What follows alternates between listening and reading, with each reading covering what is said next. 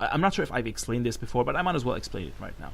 If you stand on a fungus in this map, every now and then there is a chance that you will that unit will get attacked by mind worms. It will deal like 10% of your health in damage, and what else? I think it will reduce your attack power. Yes, we declared friendship with the same people. Let's go ahead and declare friendship. Yes, why not? So now we have a day. We have a great general. I think we have another one. So far we have 2 great generals. If I want to attack the Bretonians, I think I would like to build a 3rd one just to intimidate them and make sure my units never die. Alright, so we're on the same page. We have friends with the same people. We have the same ideology. We're pretty much same everything. But again, the research, the stealing technology is 68 turns is too much. I should have moved the spy earlier and used it as a diplomat with elsewhere instead. Akavir has a new ally. I'm pretty sure Akavir is it's an Elder Scrolls city, I think. Yeah, I haven't actually visited that city yet. Right now, I'm doing Markarth, and I recently visited Windhelm. I like to do the sweeping method in the RPG games. I like to, every time I visit a location, I would like to just finish up all the quests in that area before moving on to other locations. Yeah, so that's how I do it. I recently visited Windhelm. I haven't visited Akavir yet. I'm not sure. Is Akavir even present in Skyrim? I don't know. It's probably like an Oblivion thing. Whatever. Anyways, I'm not sure if I will ever be able. I might actually do some mods for Skyrim, although I feel like other players are better at this than me. I'm pretty sure there are other channels who are doing a better job at showcasing the mods for Skyrim, especially because the mods for Skyrim are slightly more complex than for Civ5. In Civ5, it's more streamlined. I don't think I want to declare friendship with this guy because I've already made friendship with the dwarves who are supposed to be his enemies. So yeah, I'm gonna ignore this guy. Yeah, go away. That is disappointing. So are you.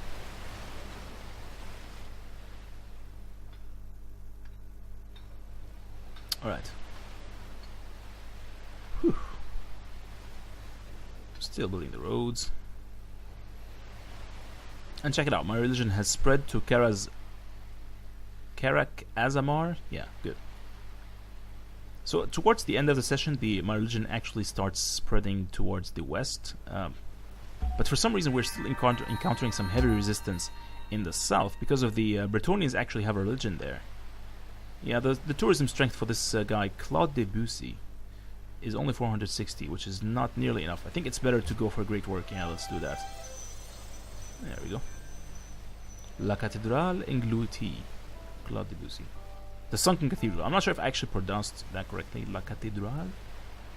It sounds like I made it sound Spanish, even though it's supposed to be like a French word, I think.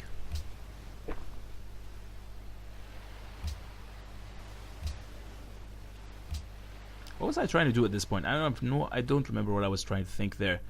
Obviously, because there was no sound recording, so yeah, I don't remember what I was talking about. I'm assuming I was talking about the mountains here or something. I don't know. Oh, yeah, set yourself up. Wait there for further instructions. We will be upgrading this into a artillery. And yes, you can see here we're acquiring military science. I would have liked to build the Brandenburg Gate. We gain a free great general. I mean, why not? We might as well do that, right? Especially considering it is the unique unit for our faction, so we might as well build more of those. It's gonna take 10 turns though. It's a good thing we have our first musketmen at this point, but we need way more than that. In fact, I think the Bretonians at this point start having the... oh, we found the Mouth of Hercules? That's what it's called here. It's supposed to be a Krakatoa, but it's called Mouth of Hercules this time. Alright. The dwarves are gonna own it eventually, even though they already have a bunch of science. They don't need that anymore. So yeah, I think at this point the Bretonians and pretty much all the other nations, they all have riflemen, and I'm still just with musketmen. Yeah. We should probably buy this... I should probably buy the carpentry instead of actually building it. Although it's gonna take 6 turns only, which is not bad. We could buy the workshop though. Or what we can do is we can wait for the... you know there's this policy called skyscrapers? Alright, let's improve all these sea resources. Yeah, let's do that. I'm gonna try to build a... I think at this point I was gonna try to build a bunch of what was it called? The work boats. Do we want to declare friendship with this guy? We could, I guess. Although he's probably at war with one of my friends. So if we declare war with him, declare friendship with him, he's gonna denounce them eventually, and that's gonna lead to a lot of complications. I just don't have the stomach for that. So what did I decide? I don't remember. I think I said screw it. Okay, good. That's actually a wise decision. Let's not get committed to anyone until we're sure. So yeah, the borders are expanding. Good. We can build one more farm. Of course, open borders. Thank you very much. You can see there, the dwarves have a rifleman. What are they doing? Oh yeah, so the archaeologist just disappeared. Good. But the antiquity site stayed in its place. So we can still turn that into a landmark. I think they stole some kind of... or maybe they realized that we're friends and they decided not to steal from me. That's actually another possibility. I've never actually seen that. I don't know. I'm just not sure. It could be that they already had it and they left one behind. Fort Dawnguard. Yeah, that's actually from the expansion of Skyrim. It's pretty cool. The Dawnguard expansion. It's amazing, actually. You can play... It will make the... what's it called? The vampires become more useful. Yeah, the antiquity site is still there. So yeah, Dawnguard expansion. Excellent. It's just brilliant. If you're playing as a werewolf, it becomes more relevant to the quest line. I think because there's this natural animosity between werewolves and the vampires, I think, yeah. Some kind of animosity between them. And furthermore, if you're going to play as a vampire, you might as well buy the Dawnguard. It makes vampires a little bit more fun. And frankly, vampires have been ruined by the Twilight series. They really ruined vampires for everyone, forever. And, you know, Buffy the Vampire Slayer, it's like the Angel, the spin-off of Buffy the Vampire Slayer, they also had the same problem with angels. They were like these emo kind of characters, very sad, very depressed all the time. Like, why the hell would you do that? You're a vampire. You're supposed to be like immortal and powerful. You're more stronger than any other human. Just, you know, cheer up and enjoy the power you have, right? But yeah, instead they get to be these mopey characters. There's an island there. I'm actually considering going there and exploring it. Let's do that. We have a spearman there. Might as well upgrade him. Yeah, let's do that. Unfortunately, this will leave the city of Batna without a garrison. And you know, garrisons, they give us a happiness and culture bonus because of the honor tree. Yeah, anyways, we're going to explore that island, and we might actually build a settler already. As you can see, we're running out of expansion location. This guy has soul gems. We have soul gems. We want to give him exchange for apples. He refused, of course. Screw you. We're just going to accept embassy. Accept embassy and just move on. It'll be fine. Now that I think about it, I should have probably built a city there before the dwarves grabbed it. But hey, what can we do? We can't afford to build cities anymore. Which I'm struggling to increase my happiness. Oh yeah, this is something I actually explored later. I talked about at some point. The fact that our happiness is so low. Whoa, apparently these two cities are under attack by someone. Okay. Alright. It's not destroyed yet. Blades. Skyhaven, it has a blade units. I think the blades are like the protectors of the Emperor in Elder Scrolls, I think. Yeah. Defenders of the Emperor or something. I'm not sure if they're extinct or something like that. I think they're extinct. So anyways, Salazin Mud is under attack. Whoa, I think I know what happened here. The Bretonnians lost a city. Yeah. Yeah, the Bretonnians are at war with Chaos, I think. Wait a minute. Oh yeah, Karl Franz, this guy, yeah. Karl Franz is at war with the... Yeah, you can see here it says in Louan. Right above Kiergo. He is at war with the Ogre Kingdoms. Wow, so apparently Bretonnia is at war with the Empire and at war with the Ogre Kingdoms. I didn't actually notice that at first, but apparently it's...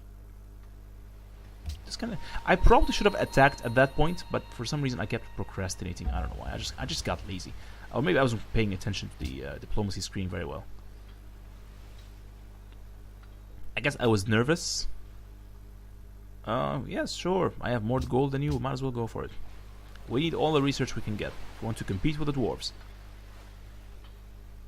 Now, I have built a bunch of observatories, but it's not giving me the effect that I want. We're gonna have to rely on trade routes at this point. One thing, by the way, is if you have influence over other nations, it will give you more science bonus if you send trade routes to them. So yeah, trade routes with other nations is actually useful not only for spreading tourism, but also for getting more science from them. And gold, I think. I think it affects gold as well. I would have preferred if they actually increase that effect, because it feels underpowered. It feels like almost useless, almost unnoticeable. Like +5 science from a trade route. Well, like what kind of effect is that going to have compared to like 30 science from a single wonder? Or from a single policy. Yeah, policies usually have a lot of science to them. Henry de Toulouse-Lautrec. Yeah, as you can see here, elsewhere is catching up to me. They have 30 tourism at this point. Thankfully, the dwarves are actually close by. They're also order, so we can exert a lot of pressure on the other ideologies. The Ogre Kingdoms are right now in dissidence. And you can see, look at this, look at their happiness. They all have more happiness than I do. For some ungodly reason. And the reason why this is a problem, eventually I will get the order. In the order ideology, there is a policy called, I think, yeah, let's take a look. Yeah, there were two policies. One of them allowed you to have 50% more tourism with nations that have lower happiness than you. But we can't do, it's going to be useless for me, because I pretty much have the lowest happiness in all the nations, even though it's at 31.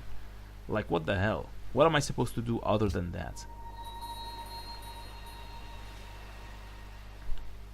So this worker is currently unemployed. Might as well start building a couple of mines, even though I don't think they're going to be effective. Just ignore the mines for now. This guy is also unemployed. What am I going to do with him? Build a farm in the...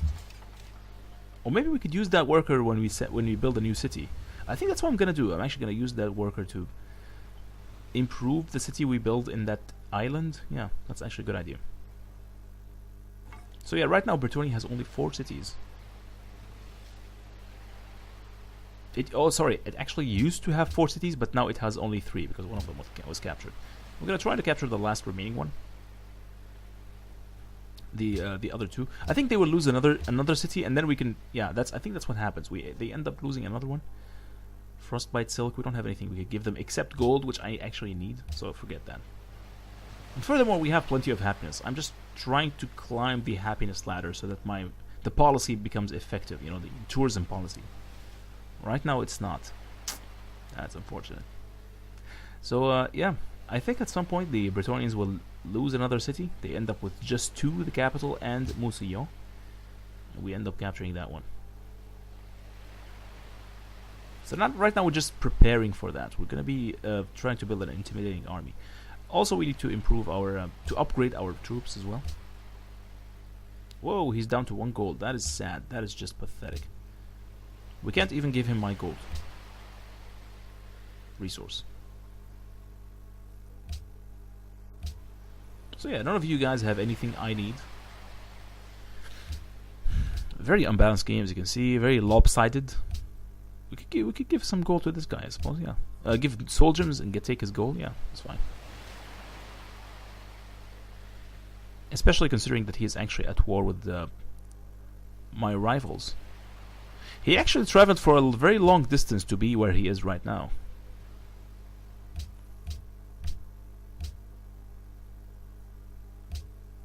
He doesn't want open borders. I think eventually he will offer me open borders, so I don't have to worry about that too much.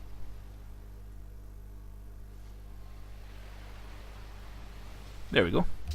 Thank you very much.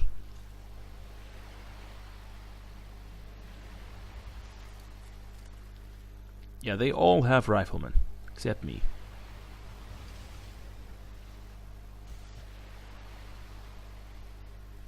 But hey, we will acquire cavalry, which is kind of useless because we're not going to be using any horsemen. Hey, I just noticed. I think we have 1 coal up there, 1 ebony. We met Ife. Not sure how useful that is. We already have a religion, so we don't need any more faith cities. Just ignore. Hey, check it out! They're actually sending a knight with a musician, and they have an airship. Oh goddamn! Now it's I can't build a farm there because there's an airship in my way. Seriously, just get out of the way. This is what I get for having open borders with my rivals.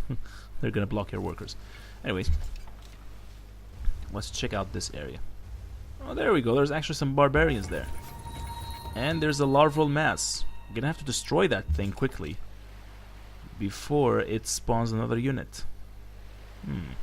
It's kind of weird. It hasn't spawned any barbarians yet. It's unusual. Usually they start spawning like all these water, squid-like octopus units all over the place. This time they did not. Yeah, this city has terrible production for some reason, even though it's built on top of a hill. We should probably build a stoneworks there, or buy it, I think. I think we can afford it next turn. Alright, 5. It needs food as well. Yeah, it's because it's full of hills, not enough farms.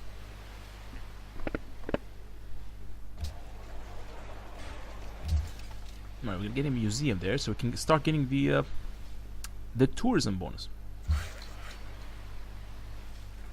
Yeah, we're gonna move him all the way down there so he can build a mine.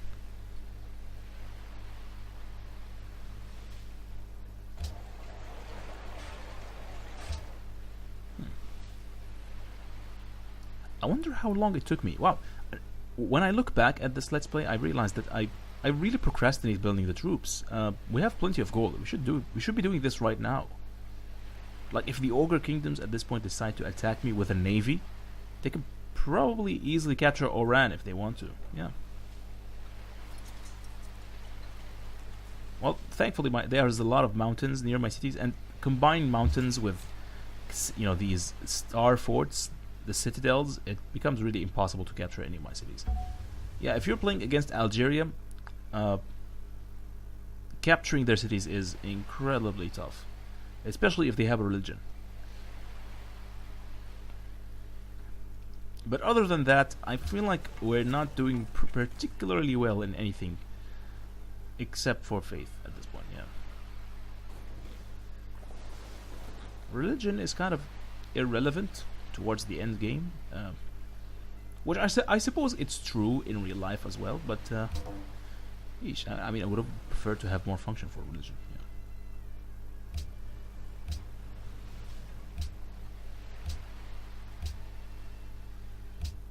I mean, they added the reformation, which made it a little bit better. Hey, we have elsewhere we're slightly better than them. Yeah, we're almost having double their culture at this point, so yeah, we don't have to worry. We even have double their influence over other nations.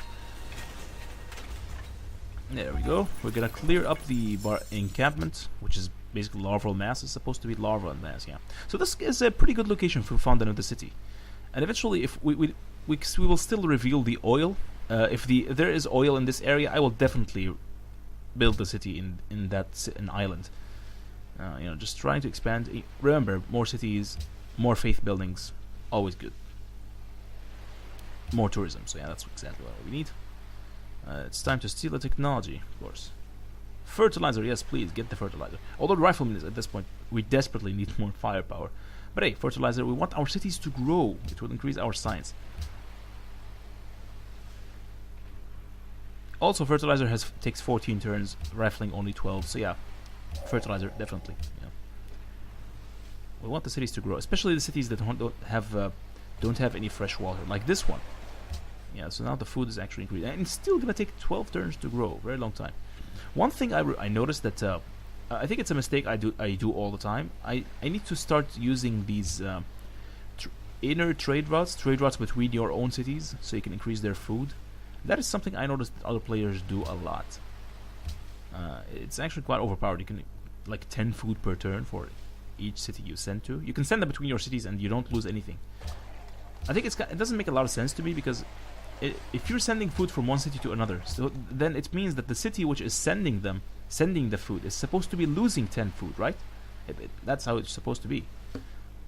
But apparently in this game, you can send 10 food from, let's say, Batna to Blida, and Blida will gain plus 10 food, and Batna will not lose anything. So I like, what is that? It food being created out of thin air? Like, what's going on there?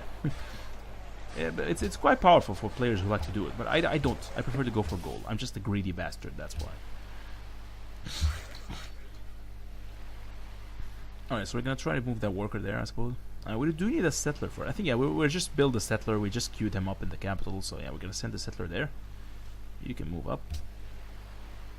one of the trade routes from my friendly nations got plundered because pretty much everyone is at war with each other at this point, so they're just destroying others trade routes.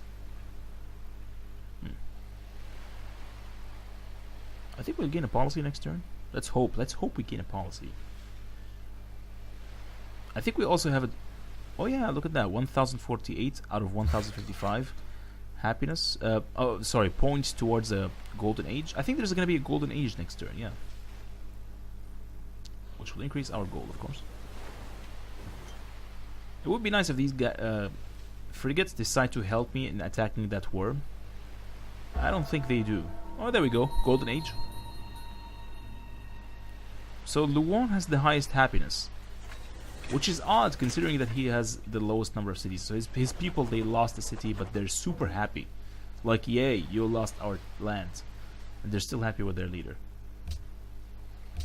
And we're pretty much at the bottom of the food chain, where we have the lowest happiness. Man, I really want to get this, because I want to get the policy... okay, I mean, maritime infrastructure is useful, plus 3 production coastal cities.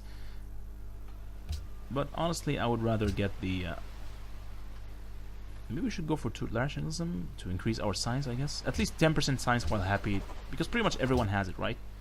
Yeah, we did that.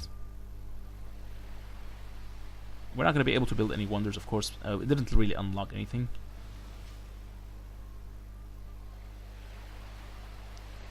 Once we unlock skyscrapers from the order policy tree, we can buy all buildings with gold at 33% discount. Which means every time we found a new city, we can easily just buy a bunch of buildings and improve it quickly. Again, this is one of the reasons why I probably should have went for commerce and built the Big Ben. But at this point, I was kind of confused. I was worried that maybe someone else built the Big Ben. I wasn't sure.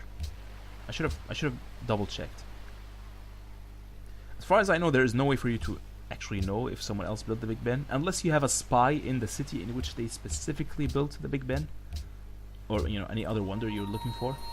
Oh, there we go. We have a settler now. Let's send him there. By the time he arrives, I think the worm will be destroyed, yeah.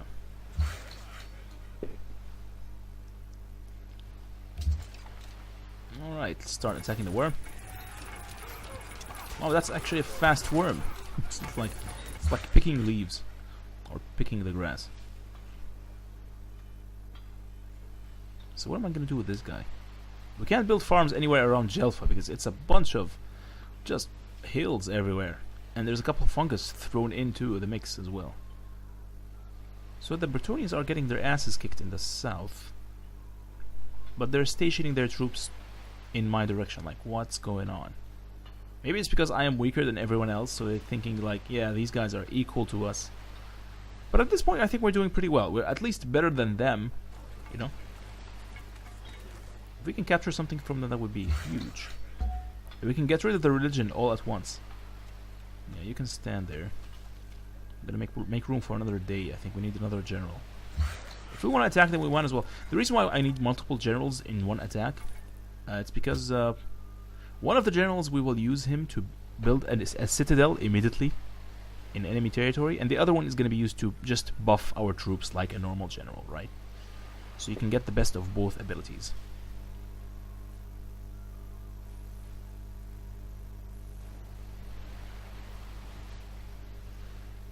So the Golden Age is going to last for 10 turns. Let's see if we can build the Brandenburg Gate. I'm actually quite curious.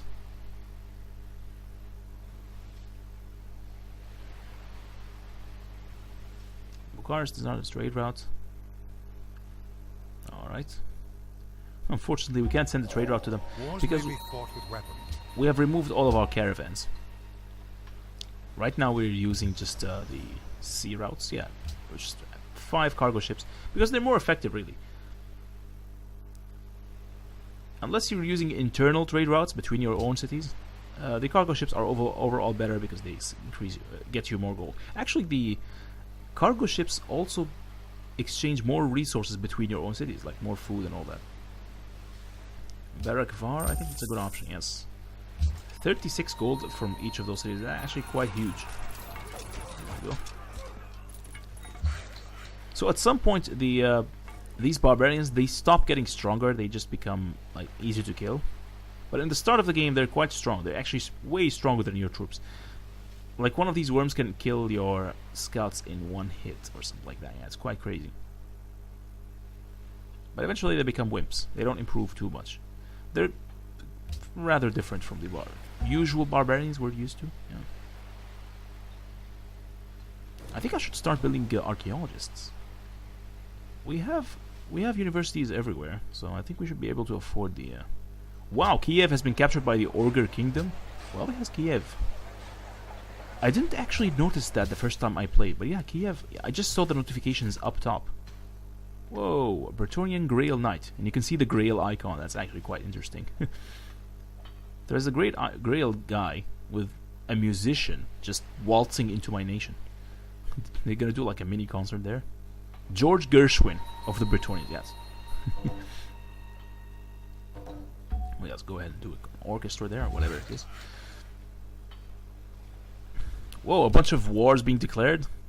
Apparently, a bunch of cities are, changing hands between nations, and they're just declaring war on each other. And we're done. We gained some gold from that. Just 18 gold, 18 culture. That's actually not enough. That's very little. We're gonna send the worker there to improve the rice as soon as we can arrive. Yeah, there we go. There's the worker, the settler. I mean, yeah. All right. So we want to build the city.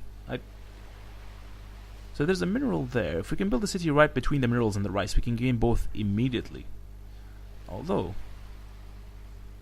yeah, the minerals are definitely better than the Horkers. You can see there. 2 production and 1 food plus the 3 gold. That's actually quite good. Alright, let's see. Barakvar, we already have a trade route there. But right now this is the best city perhaps. Because we do have the trade routes exerting religious pressure on them. So yeah, it's actually quite useful. I would have preferred to continue that pressure. I don't remember exactly what I did.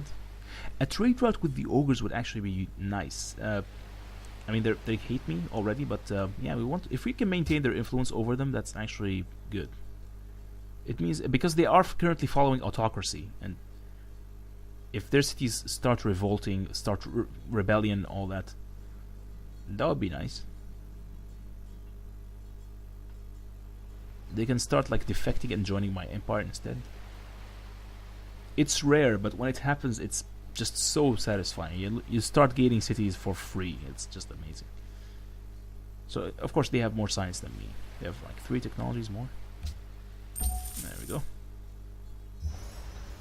Eventually, the more influence we have over them, we'll start gaining bonus science because of the influence. Yeah, the tourism. I mean, I use tourism and influence pretty much interchangeably. They're both almost the same thing, right? In this game, at least. Oh, okay, it's not really in this game, but the concept of other nations looking up to you and all that stuff. Hall of the Colossus. Is that an ogre city that was captured by the others? I don't know. Sure, build a farm.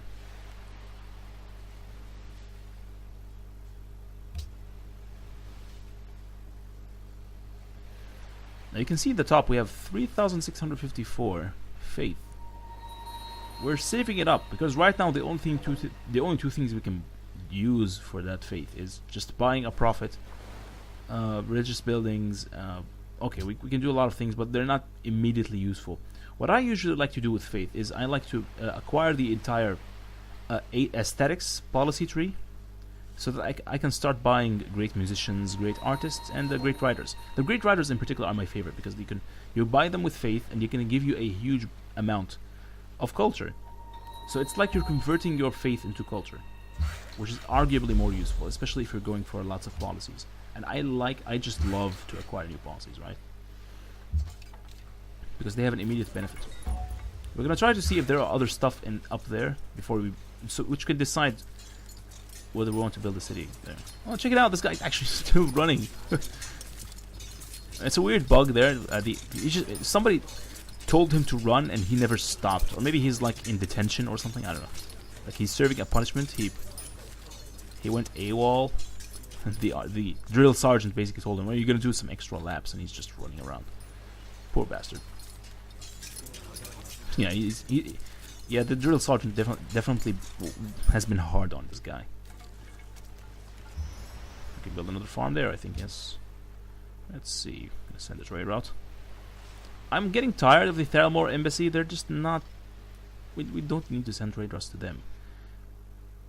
And once again, I mean, consider the fact that eventually someone might suggest, okay, we already have a trade route with these guys, so we need someone else. A fifth nation, hopefully the Chaos, perhaps. Yeah, the Chaos would be nice. Where is the Chaos anyway? They're very far away from me, as far as I can tell.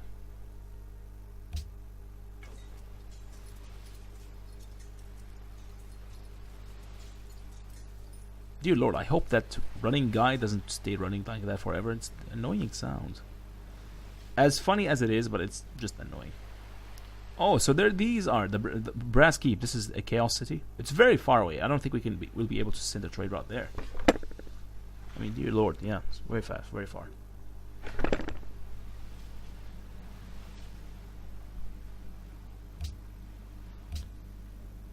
Valletta demands a trade route. So yeah, I was saying that eventually in the Elder Council and the World Council is eventually someone might suggest banning or embargo city-states. So when that happens, it's good to have trade routes invested in between you and other nations. That's actually a little bit better because they're going to pay off in the long run. And you might as well spread your religion there, right?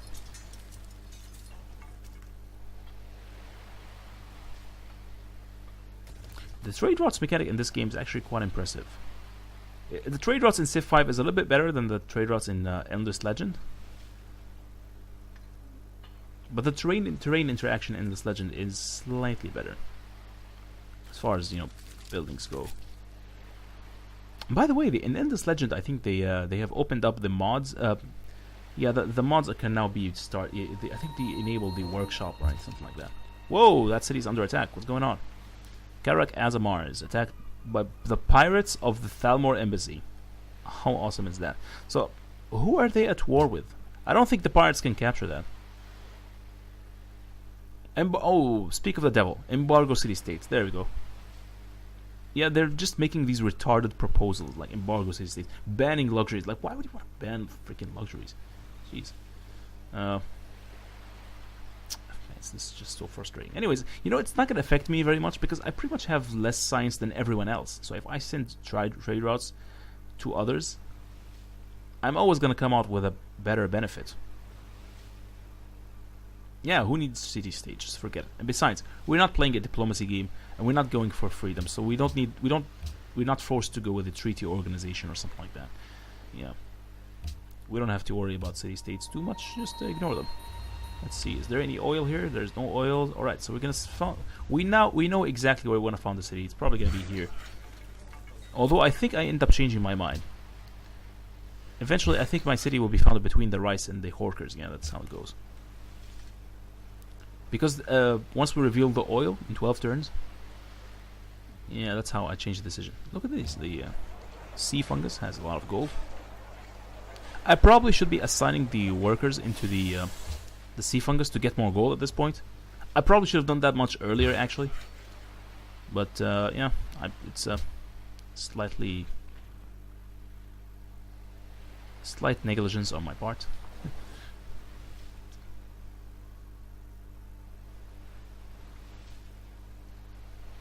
So yeah, I think the city should be able to withstand the attack. 66 defense. Considering that it's a new city, that's actually quite a high defense. Although, then again, if you think about it, it is a... they are following my religion. I'm not sure if that has anything to do with it. Okay.